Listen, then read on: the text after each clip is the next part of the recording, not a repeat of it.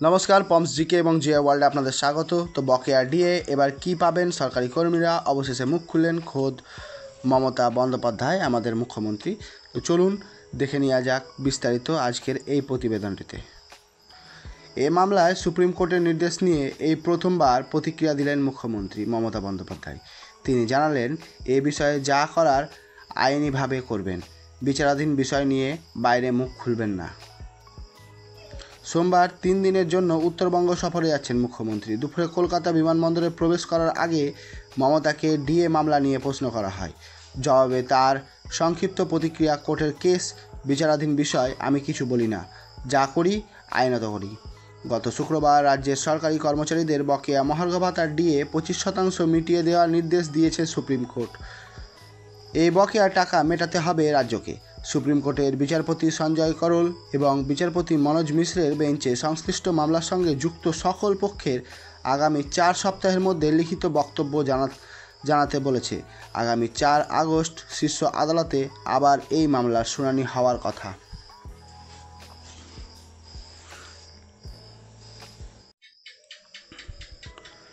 কথা রয়েছে। 4ই আগস্ট হবে। বস্তুত কেন্দ্রীয় হারে এবং বকেয়া ডিএর দাবিতে কলকাতা হাইকোর্ট মামলা করেছিল রাজ্য সরকারি কর্মচারীদের একাংশ। 2022 সালের 20 মে হাইকোর্টে কেন্দ্রীয় সমতুল্য 31% হারে ডিএ দেওয়ার নির্দেশ দেয় রাজ্যকে। কিন্তু হাইকোর্টের ওই নির্দেশকে চ্যালেঞ্জ করে সুপ্রিম কোর্ট গিয়েছিল পশ্চিমবঙ্গ সরকার। 2022 সালের 28 নভেম্বর রাজ্যের ডিএ মামলায় এই প্রথমবার সুপ্রিম কোর্ট উঠেছিল। 2024 সালের 1 ডিসেম্বরের পর থেকে বারবার এই সংক্রান্ত শুনানি পিছিয়ে গিয়েছে। অবশেষে গত শুক্রবার আদালত জানায়, হাইকোর্টের পর্যবেক্ষণ কোনো ভুল নেই। রাজ্য সরকারি কর্মচারীদের যে পরিমাণ বকেয়া মহার্ঘ ভাতা রয়েছে তার মধ্যে আপাতত 25% ডিএ দিতে হবে।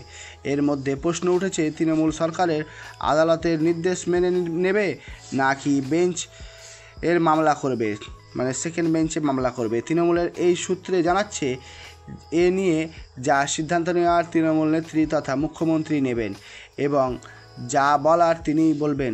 যদিও প্রথমবার এ নিয়ে প্রতিক্রিয়ায় সরকারের পদক্ষেপের বিষয়ে বিশেষ কিছু ব্যক্ত করেননি মুখ্যমন্ত্রী। অন্যদিকে মুখ্যমন্ত্রীর বক্তব্যের প্রতিক্রিয়ায় সংগ্রামী মঞ্চের যৌথ মঞ্চের কনভেনার ভাস্কর ঘোষ বলেন, ডিএ মামলায় বিষয়ে প্রাথমিকভাবে প্রতিক্রিয়া দিতে থতমত খাচ্ছেন উনি, কারণ ওর আইনজীবী ভাবতে পারেনি যে এমন একটি নির্দেশ আসতে পারে। ওই ধাক্কায় রাজ্য সরকারের এখনও কাটিয়ে উঠতে পারেনি।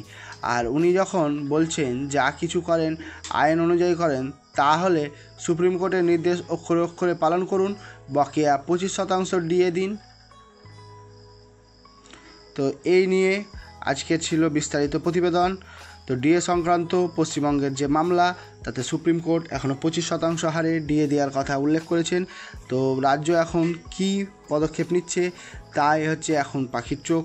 তো দেখা যাক, এরকম আরও এই সংক্রান্ত আরও তথ্য এলে আগামীতে আপনাদের সামনে ভিডিও নিয়ে উপস্থিত হব। ততক্ষণ পর্যন্ত সকলকে নমস্কার জানিয়ে এবং পমস জিকে এবং জিয়া ওয়ার্ল্ডের সঙ্গে থাকতে অনুরোধ করছি।